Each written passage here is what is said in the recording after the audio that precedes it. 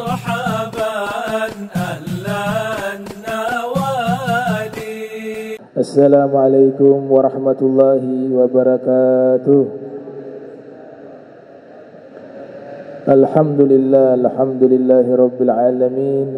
Allahumma salli wa sallim ala Sayyidina Muhammadin miftahi babi rahmatillah adada ma fi ilmillah salatan wa salaman daiman mutalaziman bidawai mulkillah wa ala alihi wa sahbihi wa man wala amma ba'du. Subhanak la ilma lana illa ma 'allamtana innaka antal alimul hakim. Rabbi israh li sadri wa yassir li amri wahlul 'uqdatan min lisani yafqahu qawli wasadil lisani wahdi qalbi bihaqqi sayyidina Muhammadin sallallahu alaihi wa alihi wa barak wasallam. Ya man huwa fi 'uluwihi ka'in, ya man huwa fi fil hamid, ya man huwa fi majdihi matin. Allahumma akrimna binuril fahmi wa akhrijna min zulumatil wahmi warzuqna fahman nabiyyin wa hifdzal mursalin wa ilhama malaikatil muqarrabin. Rabbana zidna ilman wa fahma wa aqla ya akramal akramin bihaqqi sayyidina Muhammadin khatamil anbiya'i wal mursalin ya rahman ya rahim. Wa sallallahu ala sayyidina Muhammadin wa ala alihi wa sahbihi wa barak wa sallam walhamdulillahi rabbil alamin. Qala al-musannifu rahimahullah wa radiyallahu ta'ala anhu wa ardhah wa nafa'ana bihi wa bi'ulumihi wa amaddana bi asrarihi wa a'adana min barakatihi fid darain. Radiyallahu ankum. Al-hadithu al-thaminu wal-ishrun as-sam'u wa ta'atu wal-tizamu bis-sunnah. Alhamdulillah, puji syukur kehadirat Allah. Salawat salam tercurahkan kepada junjungan mulia Nabi tercinta Sayyiduna Muhammad sallallahu alaihi wa alihi wasallam beserta seluruh keluarga beliau, sahabat beliau, umat beliau yang senantiasa istiqamah melaksanakan ajaran beliau hingga akhir masa nanti. Yang sama-sama kami muliakan, kami hormati Imam Masjid Al-Muttaqin Aminunci Albar, semoga panjang umur, sehat afiah, mata'anallahu ta'ala bituli hayati wa umrih. Begitu juga Al-Habib Alwi Albar, panjang umur, sehat afiah, mata'anallahu ta'ala bituli hayati wa umrih. Dan seluruh para asatiz, Ustaz Jamal wa hadirin hadirat yang insyaallah dirahmati Allah subhanahu wa ta'ala. Kita kembali melanjutkan kajian kita tentang hadis yang ditulis oleh Syekh Dimyat, yaitu syarah dari hadis Al-Arba'in An-Nawawiyah yang ditulis oleh Al-Imam Nawawi. Kita sampai ke hadis 28. Sebelum kita membahas isi hadis ke-28, yang di hadis tersebut membahas tentang khutbah perpisahan Nabi, dan seluruh sahabat yang hadir pada waktu itu semuanya meneteskan air mata. Itu menunjukkan begitu khusyuknya mereka di majlis Rasul Muhammad sallallahu alaihi wasallam.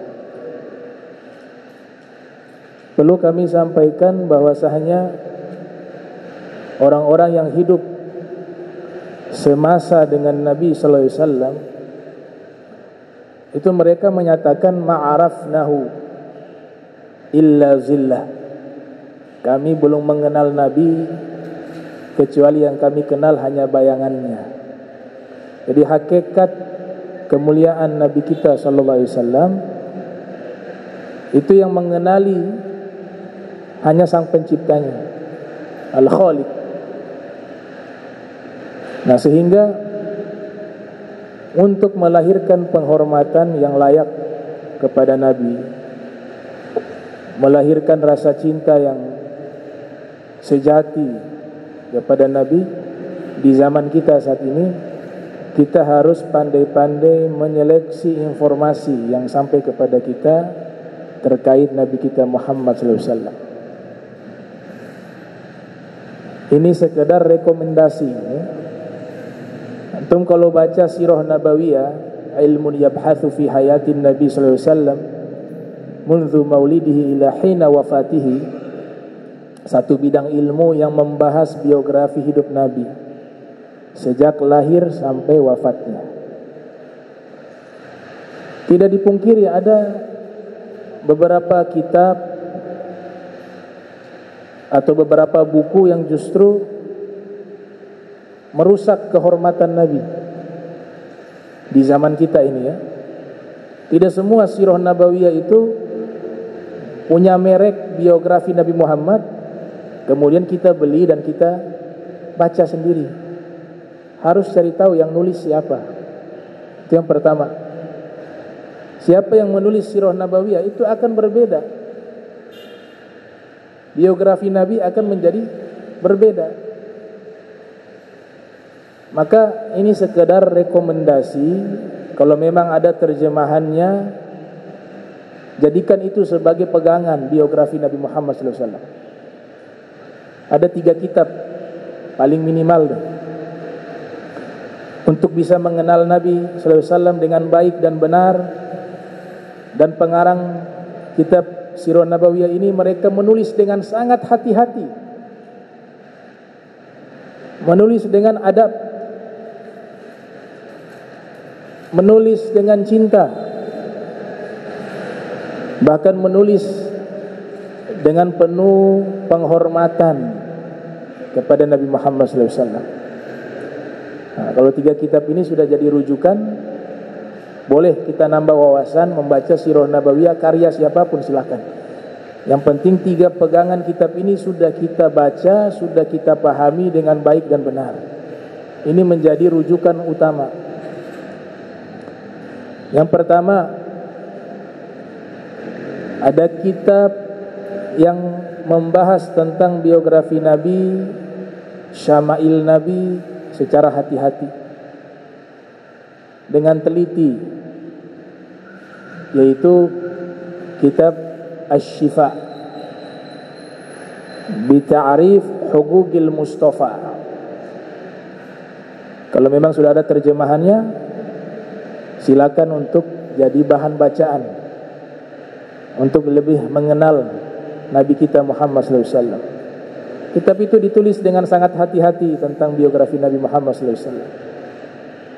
Makanya Mufti Kiai Al-Habib Abu Bakar bin Hasan Al-Attas Az-Zabidi, nah, beliau mengkaji kitab tersebut, Asy-Syifa bi Ta'rif Huquqil Mustafa. Ditulis oleh siapa? Al-Imam Al-Qadi Iyad Al-Maliki, kelahiran tahun 476 Hijriah, wafat 544 Hijriah. Saya rasa kitab ini sangat baik menerangkan biografi Nabi.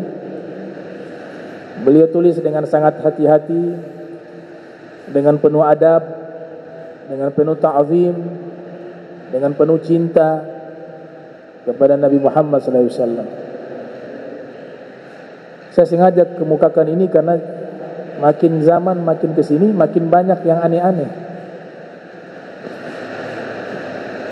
makin banyak yang merusak kehormatan Nabi kita Muhammad SAW. Itu yang pertama. Yang kedua,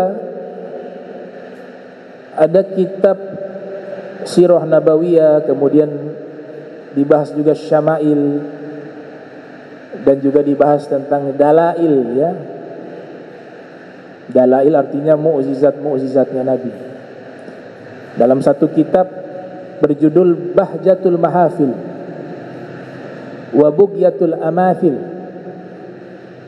ditulis oleh Al-Syekh Al-Muhaddits Al-Allamah Yahya ibn Abi Bakar Al-Amiri.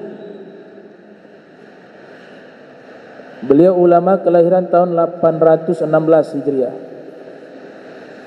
wafat kurang lebih tahun 883 Hijriah.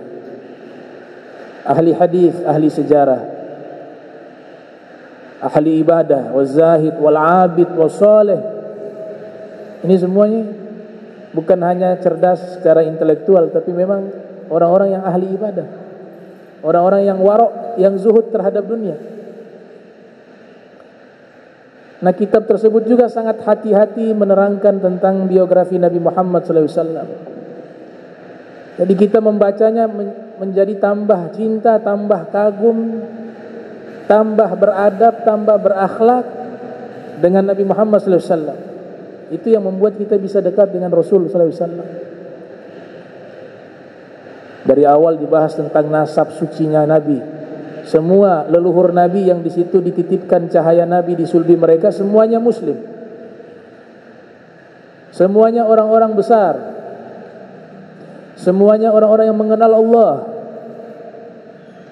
Semuanya ahli sedekah. Semuanya akhlaknya baik. Semuanya dermawan. Itu dibahas di awal dari kitab Bahjatul Mahafil. Dan yang ketiga, ini menurut saya ini salah satu kitab sirah nabawiyah yang paling baik menerangkan sosok Nabi Muhammad SAW. Ada banyak, tapi ini yang tiga paling minimal jadi pegangan kita deh. Khususnya kita ahlu sunnah wal jamaah yang mengikuti jalan para awliya was solihin wal asfiya. Dan kitab ini menjadi kitab sejarah terbaik menurut Profesor Dr. Syekh Ali Jum'ah. Ya, dalam satu ceramah, Syekh Ali Jum'ah, mantan mufti Mesir, beliau mengatakan di antara sekian banyak kitab sirah sejarah Nabi, yang paling terbaik menurut saya adalah kitab karangan Al-Ghadi Syekh Yusuf An-Nabhani yang lahir tahun 1265 Hijriah, wafat 1350 Hijriah, berjudul Al-Anwarul Muhammadiyah Minal Mawahibi Ladunia. Mudah-mudahan ada terjemahannya untuk bisa jadi bahan bacaan ya. Kalau kitabnya ada tuh. Ya. Kitabnya di rumah saya sering baca kitab Al-Anwar Muhammadiyah. Bahjatul Mahafil juga kami baca. Asy-Syifa juga kami baca. Itu 3 kitab wajib sirah nabawiyah. Dan kesimpulan dari 3 kitab ini, tidak ada perselisihan terkait penciptaan Nabi Muhammad yang Allah ciptakan dari cahaya. 3-tiganya sama. Dan kitab Al-Anwar Al-Muhammadiyah ini ringkasan dari kitab Al-Mawahib Al-Laduniyah. Jadi Al-Anwar Muhammadiyah 1 jilid. Kalau Asy-Syifa dengan syarahnya itu ada beberapa jilid ya. Al-Anwar Muhammadiyah 1 jilid, ringkasan dari kitab Al-Mawahib Al-Laduniyah. Al-Mawahib Al-Laduniyah 2 jilid, karangan Imam Al-Qastalani, seorang ulama ahli hadis. Al-Anwar Al-Muhammadiyah membahas 3 tema. Yang pertama As-Sirah An-Nabawiyah, yang kedua Asy-Syama'il, dan yang ketiga Al-Khosais. Kalau kita sering ikuti pengajian, beberapa kali saya pernah jelaskan ilmu yang membahas tentang Nabi kan 5 itu secara khusus ya. Ada ilmu sirah nabawiyah, ada ilmu syama'il, ada apa lagi? Al-Fadail, yang keempat Al-Khosais, dan yang kelima Ad-Dalail. Itu sudah diterangkan satu persatu. Adapun kitab Bahjatul Mahafil membahas tentang As-Sirah Nabawiyah Asy-Syama'il dan Ad-Dalail. Nah, subhanallah, itu kitab kalau kita baca dengan hati yang bersih, nikmat ya, dan tinjauannya kesempurnaan Nabi Muhammad SAW di dalam 3 kitab tersebut. Nah, ini rekomendasi atau recommended kitab-kitab yang membahas tentang biografi Nabi Muhammad SAW yang menjadi rujukan kita. Kalau sudah kita baca, kita fahami 3 kitab tersebut, boleh kita baca yang lain. Dan bukan pembatasan 3 saja ya, kitab lain ada yang bagus, cuma ini paling minimal lah, 3 ini sudah cukup menjadi pegangan kita. Baik. Kita membahas hadis ke-28. Hadis ini diriwayatkan oleh sahabat bernama Abi Najih Al-Irbad ibn Sariyah. Sahabat tersebut memiliki nama belakang As-Sulami. Ya, As-Sulami. Jadi namanya Abi Najih Al-Irbad bin Sariyah As-Sulami. As-Sulami ini ada kajian khusus di kalangan para ulama ya terkait nama. Ada As-Sulami, ada As-Salimi, ada As-Salami, ada As-Salimi. Ada 4. Kalau As-Sulami nisbat ke nama satu suku, namanya Gobilah Sulaim bin Mansur, suku yang ada di Hijaz. Itu dinamakan dengan apa? As-Sulami. Kalau dibaca As-Salimi, As-Salimi ya. Itu suku kecil yang ada di Madinah. Namanya Banu Salamah. Beda ya. Kalau As-Sulami itu Banu Sulaim, suku Sulaim. Kalau As-Salimi ya, As-Salimi itu Banu Salama, satu suku kecil yang ada di Madinah. Di wilayah itu masjid apa namanya? Masjid Kuba. Ya, tahu Masjid Kuba yang di situ tempat tinggalnya namanya Banu Salama. Ada juga salah satu tokoh tabi'in bernama As-Salami. Tadi As-Sulami, As-Salimi, ini dia As-Salami, namanya Imam atau As-Salami. Itu orang Basrah, gak ada kaitan dengan 2 nama suku tersebut. Makanya muhakkik menyebut dengan nama As-Salimi Al-Basri. As-Salimi Al-Basri. Kalau ulama-ulama hadis mereka gak sembarangan menyebut nama. Itu masalah serius ya. Jadi kalau orang awam kan main baca aja dah. Mau As-Sulami, As-Salami enggak masalah. Tapi kalau orang ahli ilmu, setiap nama itu harus dibaca dengan benar. Kalangan para muhadditsun terutama ya, yang ketat di dalam mengambil riwayat. Jadi saya ulang lagi, kan ini yang nonton juga kan banyak juga di kalangan para santri.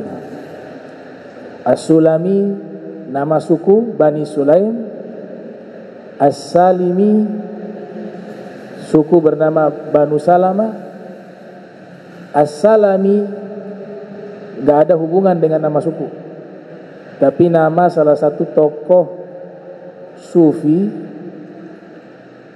generasi tabi'in bernama Imam atau As-Salimi, As-Salami ya. Kemudian muhakkik mengganti dengan populernya As-Salimi Al-Basri. Beliau murid dari sahabat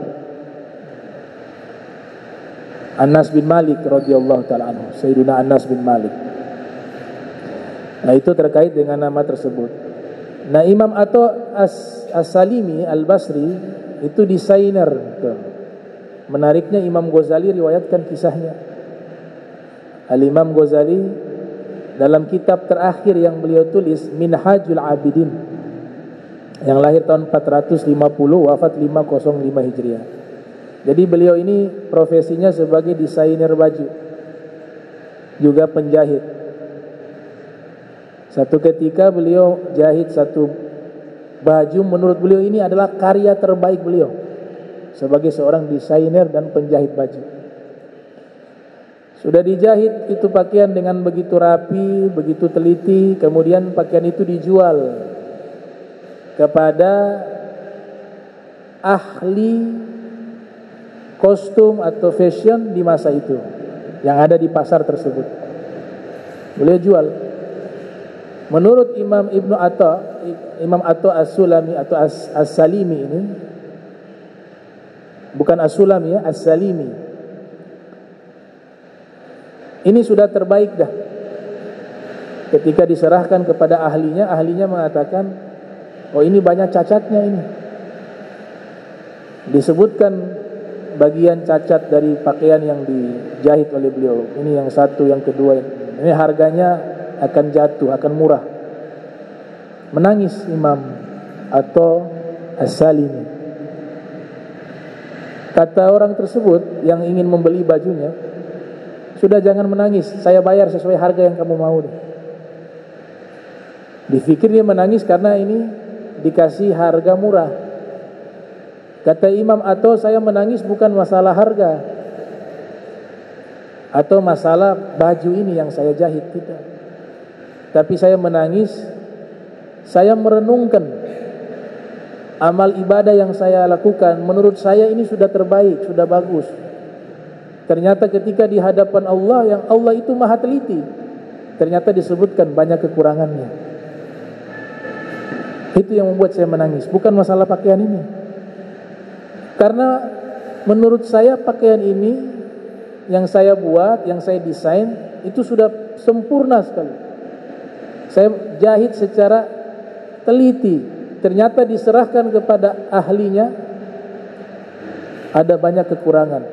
Kalau ahlinya pakaian saja manusia bisa menemukan banyak kekurangan, bagaimana Allah yang maha teliti?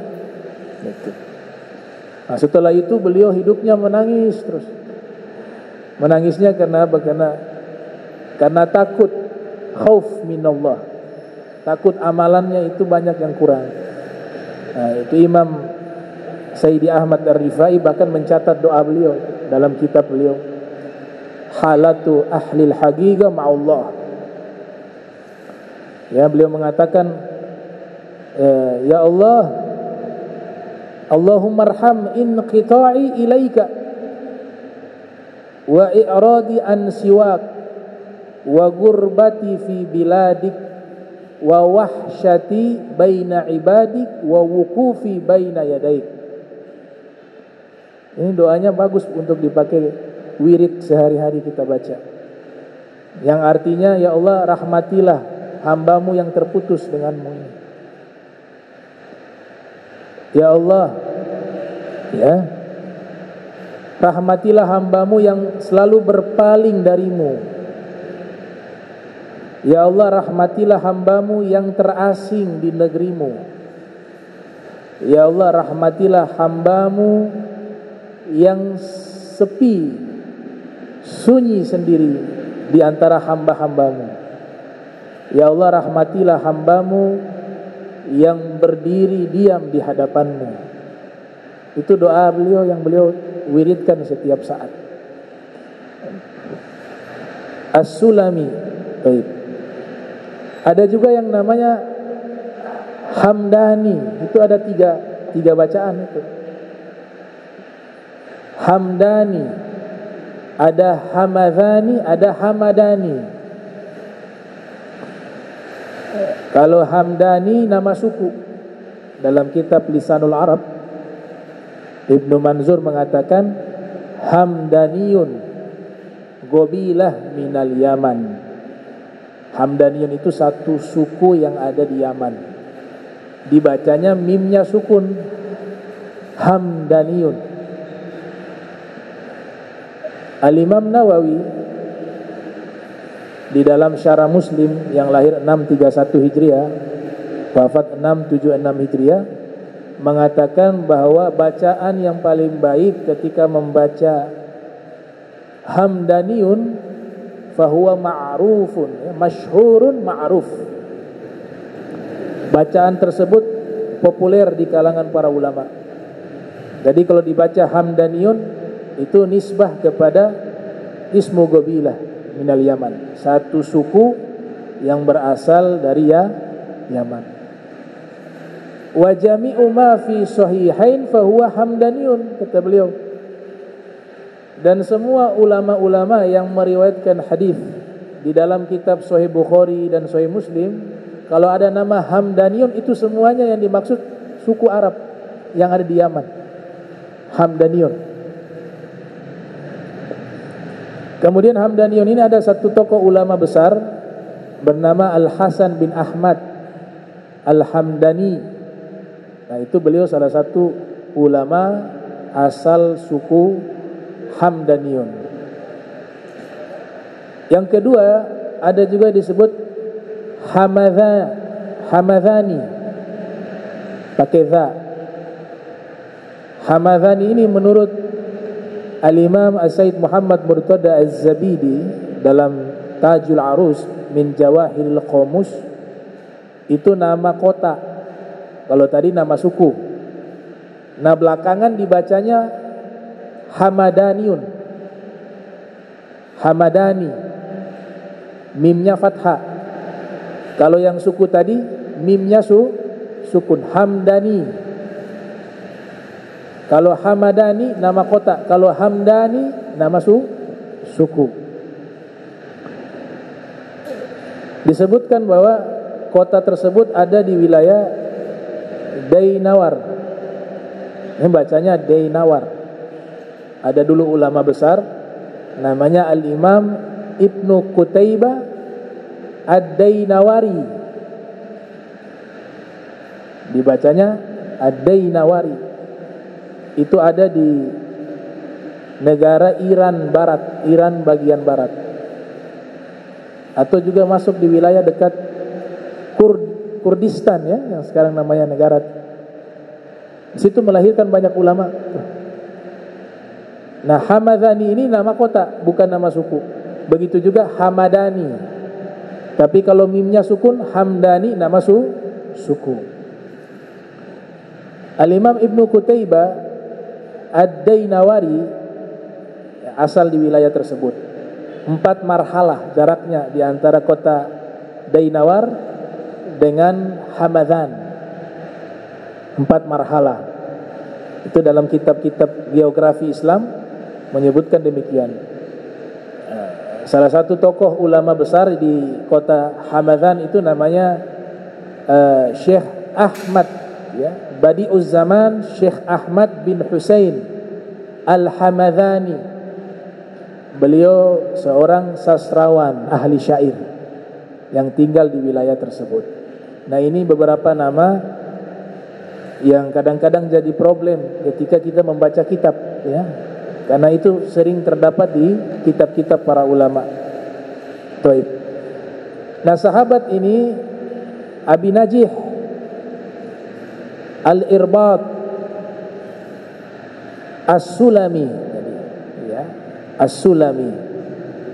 Beliau ini adalah orang keempat yang memeluk agama Islam dalam sejarah Islam. Itu dikatakan aslama godimah wa kana yaqul ana rabiul Islam. Beliau masuk Islam sudah sejak lama dan saya orang keempat yang memeluk agama Islam. Ini pendapat beliau. Ini ada dalam kitab Al-Isobah. Al-Isobah ini kitab biografi para sahabat, ya. Ada 9 jilid. Karya Al-Hafidh Ibnu Hajar Al-Asqalani. Jadi kitab biografi sahabat itu yang populer 3 di kalangan ahli sunnah wal jamaah, ya. Ada Usudul Ghobah karya Ibnu Athir, dan ada Al-Isti'ab karya Ibnu Abdul Bar, Dan yang populer yang ketiga Al-Isabah fi Tamyiz Baina Sahabah karya Al-Hafiz Ibnu Hajar Al-Asqalani. Kalau kita ingin mempelajari biografi sahabat, nah 3 kitab itu sudah cukup. Ya, 9 jilid karya Ibnu Hajar Al-Asqalani. Jadi beliau sahabat yang keempat memeluk agama Islam menurut beliau sendiri. Wa kana min ahli suffah, dan beliau termasuk orang-orang yang disebut ahlu suffah. Ada satu kitab karya Al-Imam Ibnu Mulaqin, kelahiran tahun 723 Hijriah, wafat 804 Hijriah, berjudul Tabaqatul Auliya, membahas biografi para aulia dan kaum sholihin. Di antara pendapat para ulama, cikal bakal munculnya ilmu tasawuf itu di tempat tersebut, yaitu ahlu suffah. Kayaknya ada yang mengatakan bahwa kata sufi itu berasal dari suffah. Sufi berasal dari kata suffah, yaitu ahlu suffah, orang yang mendiami satu tempat yang diberikan atap, muzallalun, makanun muzallal disebut. Satu tempat berada di bagian akhir Masjid Nabawi, diberikan atap yang sederhana, waktu itu pelepah kurma. Mereka tinggal di situ dengan tujuan satu, ingin belajar, menimba ilmu dari Nabi Muhammad SAW. Sekaligus mereka ibadah di tempat tersebut, dan rata-rata bujangan, belum menikah, karena mereka memang nafkah sehari-hari ditanggung oleh Nabi. Nabi yang memberikan nafkah kepada mereka. Nanti setelah sudah mumpuni ilmunya, kembali ke daerah mereka, mereka berdakwah. Gitu. Di antara ahlu suffah itu adalah sahabat tadi bernama Abu Najih Al-Irbad bin Sariyah As-Sulami. Di antara sahabat juga yang menetap di tempat tersebut atau termasuk ahlu suffah adalah Abu Hurairah, Abdurrahman bin Sakhrah. Mereka ada sekitar 60 orang sampai 70 orang sampai 90 orang. Kadang bergantian, yang lain pulang, nanti yang baru lagi. Untuk bisa mulazamah, bisa terus mengikuti aktivitas Nabi Muhammad SAW. Dan kehidupan Nabi 24 jam itu ilmu. Hatta tidur pun jadi hadis. Nabi tidur jadi hadis. Makanya dapat riwayat tidur Nabi sisi kanan, sebelum tidur baca doa, wudu dan seterusnya. Ketika tidur jadi dalil. Nah, mereka ini yang mengikuti untuk membaca semua gerak-gerik Rasul sallallahu alaihi wasallam yang nanti dijadikan sebagai apa? Ilmu rujukan yang diistilahkan dengan as-sunnah. Sunnah itu cenderung kepada aktivitas Nabi. As-sunnah, as-sunnah an-nabawiyah. Dalam Al-Quran Allah sifati mereka, di dalam tafsir ya, Imam Baidawi menyebutkan mereka itu fafirru ilallah. Fafirru ilallah. Jadi sudah lari meninggalkan semua yang ada di dunia, mereka hanya menuju kepada Allah. Fafirru ilallah. Itu pilihan mereka. Dan Allah menurunkan banyak ayat terkait ahlu suffah. Mereka bertasbih, berzikir di waktu pagi, di waktu sore, di waktu petang, di waktu pagi, di waktu malam. Itu banyak sekali ayat itu menceritakan aktivitas ibadah ahlu suffah. Wahum zuhadun minas sahabah. Nah, mereka termasuk orang-orang yang zuhud dari kalangan sahabat. Ya. Zuhud makna yang sebenarnya segala sesuatu yang membuat diri kita tidak melupakan Allah dan kewajiban kita kepada Allah. Itu disebut zahid. Tidak ada sangkut paut dengan masalah materi ataupun kekayaan. Dia, zuhud itu adalah sesuatu yang ada dalam hati, sifat. Manakala seseorang itu dia kerja mencari rizki yang halal, tapi kewajibannya dia tidak tinggalkan, tidak membuat dia lupa kepada Allah.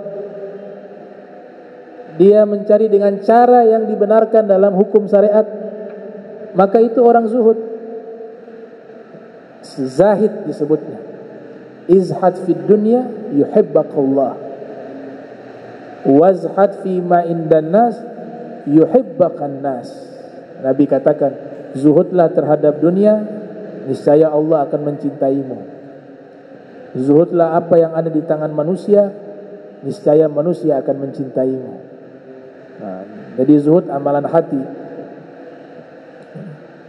Kita tidak lalai dengan kesibukan kita, tidak tertipu dengan perhiasan dunia dan lain sebagainya. Kalau tidak lalai, namanya zuhud. Tapi kalau lalai, maka namanya orang yang apa? Hubbud dunya.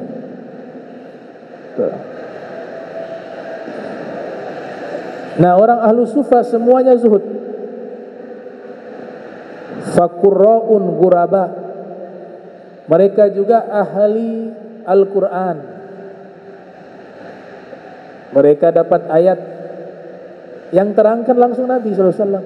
Ini asbabun nuzulnya begini. Ya, peristiwanya langsung mereka ketahui. Tafsirannya langsung disampaikan oleh Nabi Muhammad SAW. Kalau tidak faham, mereka langsung bertanya kepada Nabi Muhammad SAW. Itu satu keuntungan besar dari ahlu sufa. Langsung ke sumber utamanya. Makanya mereka rata-rata alim, ya. Faham ayat, faham hadis. Muraba, dan kebanyakan dari mereka bukan orang asli Madinah, tapi mereka rata-rata pendatang dari luar. Mereka tinggalkan kampung halaman mereka hanya untuk menuntut ilmu. Itulah penuntut ilmu sejati.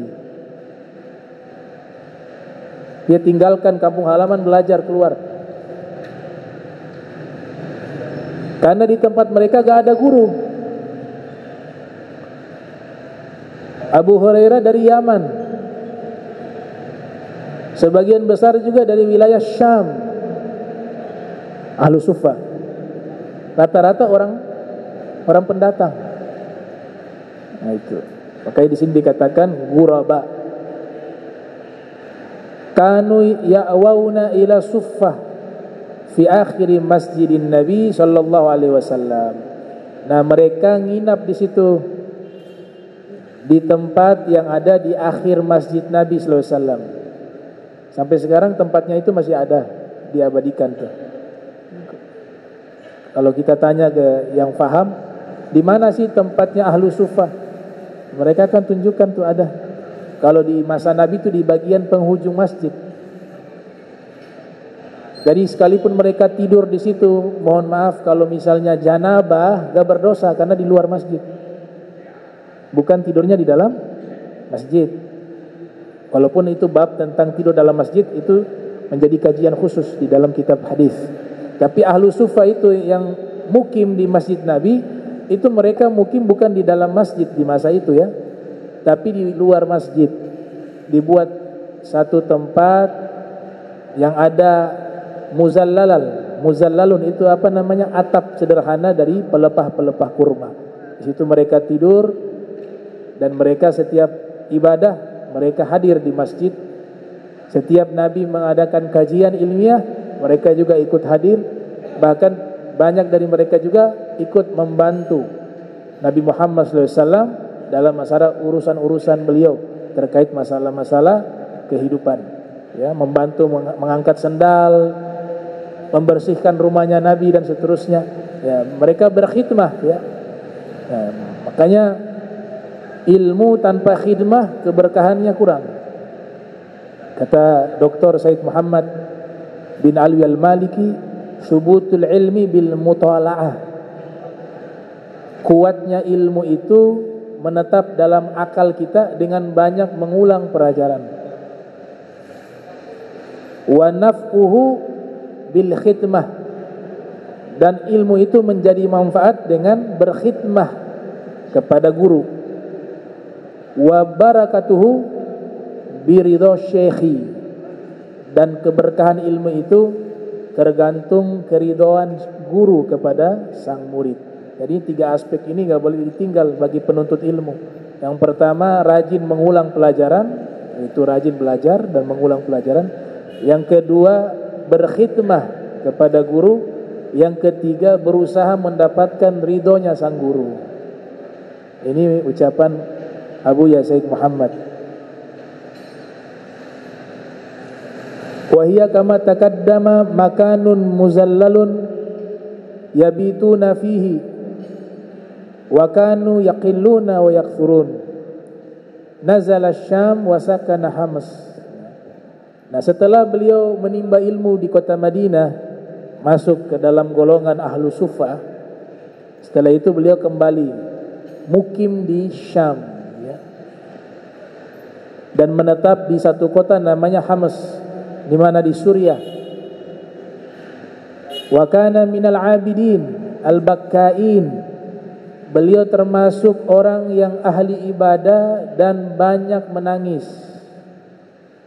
Alladzina nazala fihim qauluhu ta'ala wala 'alal ladzina idza ma atauka litahmilahum ay ma'aka ilal ghazwi qulta la ajidu ma ahmilukum 'alaihi tawallaw ay insarafu wa a'yunuhum tafidu minad dam'i hazanan alla yajidu ma yunfikun. Ini ayat khusus Allah turunkan untuk ahlu suffah. Di antaranya ciri-ciri ahlu suffah, mata mereka itu selalu meneteskan air mata. Hazanan, karena sedih. Sedih dalam perkara-perkara akhirat, bukan perkara duniawi. Hazanan, sebagaimana sifat para aulia disifati demikian. Ala inna auliya Allah la khaufun alaihim wala yahzanun. Para wali-wali Allah gak ada rasa takut bagi mereka, dan juga mereka tidak memiliki rasa kesedihan terhadap perkara-perkara duniawi. Mereka sedihnya perkara-perkara akhirat. Contohnya misalnya, ada orang yang memang sudah istiqomah tahajud, tahu-tahu satu hari kecapean, tahajudnya lewat. Itu menjadi kesedihan baginya satu hari itu.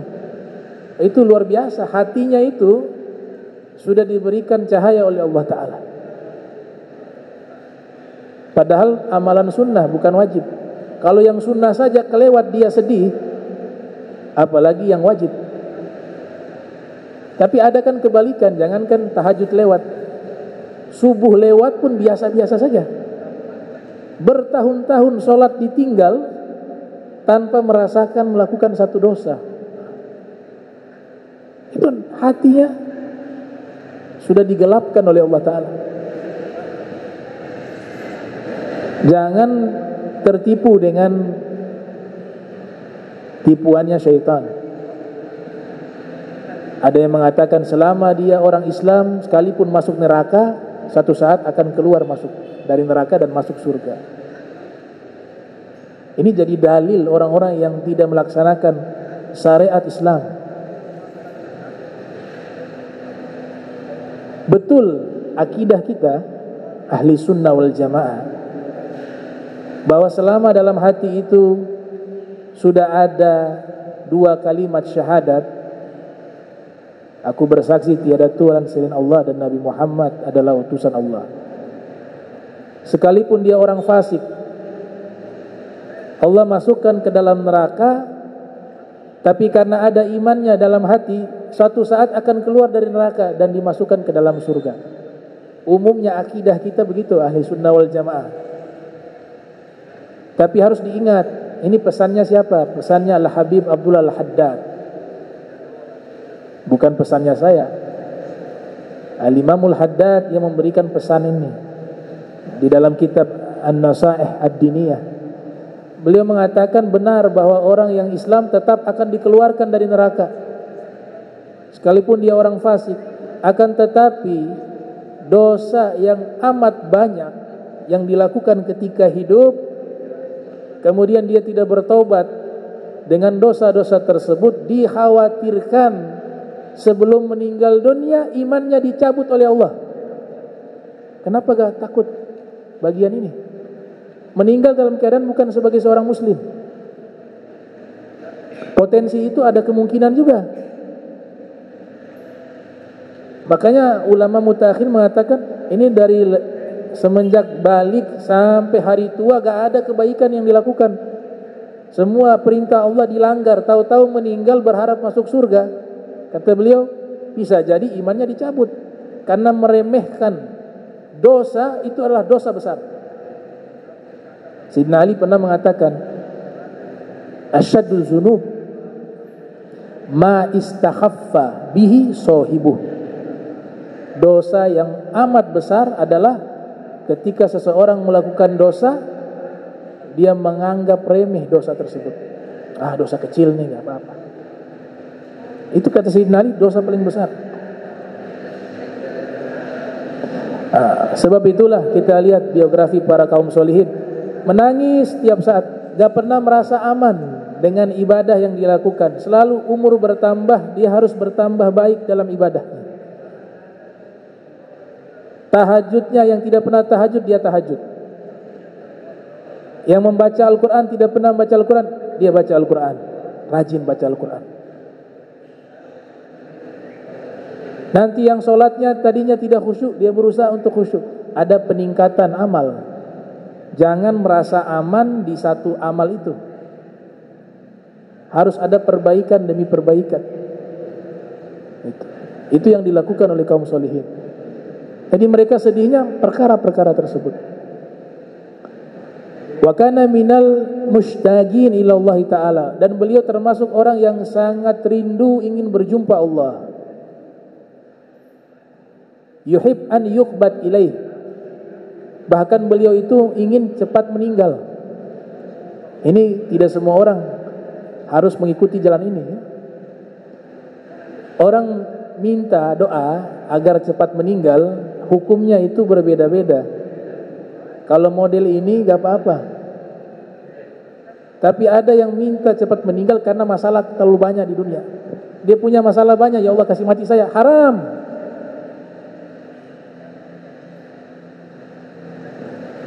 Tapi kalau minta meninggal agar cepat bisa berjumpa dengan Allah wa Rasulullah SAW, itu kalangan para asfiya sering doa seperti itu. Termasuk ini sahabatnya. Beliau berdoa, Allahumma kabira sinni wa dha'ufa azmi fagbitni ilaika. Ya Allah, umur saya sudah tua, tulang saya sudah lemah, maka cabutlah nyawa saya agar saya bisa berjumpa denganmu. Tapi tujuan doanya itu apa? Mushtaq ilallah, betul-betul rindu kepada Allah, dan memang sudah siap dengan amal ibadah. Ini amal masih kurang-kurang, minta meninggal. Sholat masih banyak yang ditinggal, masih banyak utang dengan manusia. Tahu-tahu lepas tangan minta meninggal. Beda motivasinya. Jadi doa semacam itu haram. Karena terlalu banyak masalah di dunia, tentang urusan dunia, gak kuat dengan masalah, minta meninggal dunia. Kata ulama haram. Tapi kalau dia sudah siapkan dengan amal yang baik, kemudian sudah meluap kerinduannya kepada Allah dan Rasul SAW, atau ingin cepat wafat agar terhindar dari fitnah-fitnah yang ada, yang bisa merusak agamanya, seperti Imam Bukhari meminta doa yang sama. Doa semacam itu tidak dilarang dalam syariat. Tapi ada yang berani mau minta doa, minta cepat mati. Kan enggak semua minta wafat. Dan Allah ijabah doa beliau, setelah itu beliau meninggal dunia. Mata fi Syam sana 75. Beliau meninggal di Syam pada tahun 75 Hijriah. Fi khilafati Abdullah bin Marwan, di masa khilafah Abdul Malik, mohon maaf, bin Marwan. Di masa khilafah Abdul Malik bin Marwan. Nah, jadi beliau yang meriwayatkan hadis tersebut. Fa insyaallah pertemuan berikut kita akan membahas isi atau matan dari hadis yang diriwayatkan oleh sahabat bernama Abi Najih Al-Irbad bin Sariyah. Allahumma jam'ana hadza jam'a marhuma wa tafarraqan bari tafarrukan ma'zuma wa la tajal minna wa la minna syaqiyal mahruma. Allahumma nadhi qulubana ani ta'luqi biman dunak waj'alna min qaumin tuhibbuhum wa yuhibbunak. Subhanaka bihamdika asyhadu an la ilaha illa anta astaghfiruka wa atubu ilaik. Wa sallallahu alaihi wasallam Muhammadin wa ala alihi wa sahbihi wa barik wasallam. Wa lafu minkum wassalamu alaikum warahmatullahi wabarakatuh.